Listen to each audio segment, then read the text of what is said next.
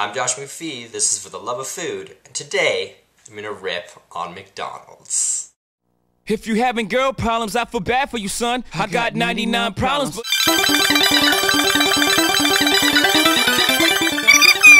Alright, so the first thing I want to talk about today is the fact that San Francisco has banned Happy Meals. Yes! Finally! But seriously, it took this long for someone to figure out that if you put a toy in some food, your kids are gonna be like, "Mommy, but I want the toy! Please, Mommy, the toy!" When I read about this story last week, what I instantly thought was, sweet! That girl's art project finally worked. If you haven't heard about this, Sally Davies, an artist in New York, took a Happy Meal, put it on a plate, and left it in her living room for a prolonged period of time. I know what you're saying, you're like, that's disgusting! And you'd be right, but not in the way you think it is. In fact, from day one picture, up until day 137, not a single thing happened to the Happy Meal. There was absolutely no discernible change with the Happy Meal sitting out in open air. That means that microorganisms will not even eat a Happy Meal. There are microorganisms that will eat molten lava. Like the hardcore microorganisms are hanging around the microorganism party of the year, like the Pimps and hoes of microorganism parties. They'll be like, "Hey man, you want to try some of this lava?" I'd be like, "Yeah man." It's like, "Oh, that's good stuff. It's good stuff." I'd be like, you want to try some of this Happy Meal?" I'd be like, no shit man.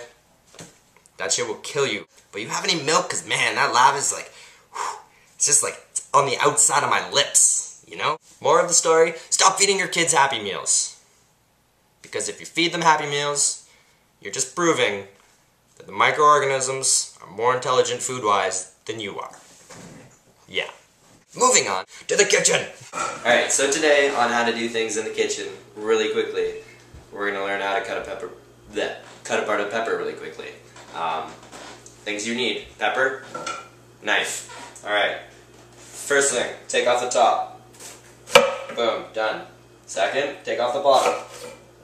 Then anywhere, make a vertical strip, put it down. Okay, take your knife, put that part flat, and start cutting out the ribs while you're rolling it back. Take off the ribs. Done. For most people, that's okay. If you want to be a little more fancy and you have a good knife, what you can do is you can get rid of all of the white stuff on the inside. It's really easy. Normally I just cut it up into a piece. Take my knife, take the larger part of your knife, and slip it underneath. Okay? And just slide it along the edge, making sure to trim off anything that looks white. Okay? The reason why you do this is because the white part is apparently more bitter than the actual pepper. So if you're having your pepper raw in a salad, it's probably a good idea to do. Then it looks nice and smooth, okay? You have this nice piece of red pepper flesh that you can do whatever you want to do with it.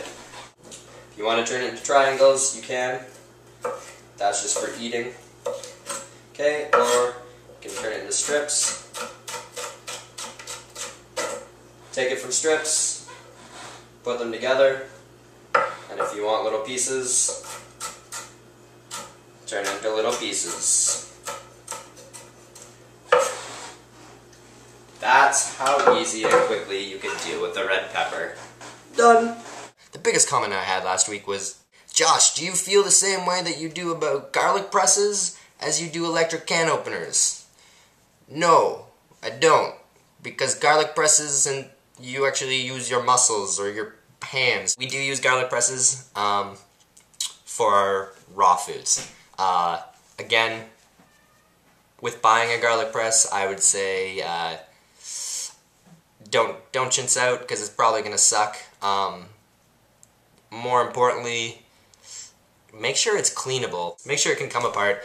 Make sure you can clean it at will. And yeah, you still need to take the skin off. Smash it first.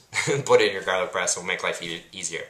Recipe of the week. Thursday was my sister's birthday, so I fired out a little something for her.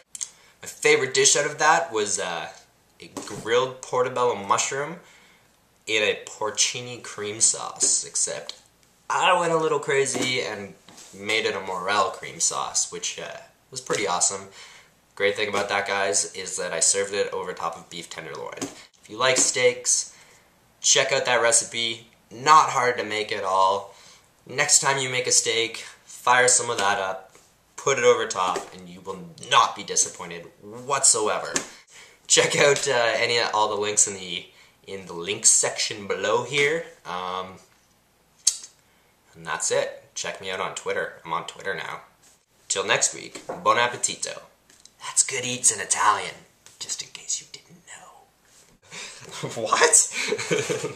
The pimps and hoes of the bacteria world, yeah.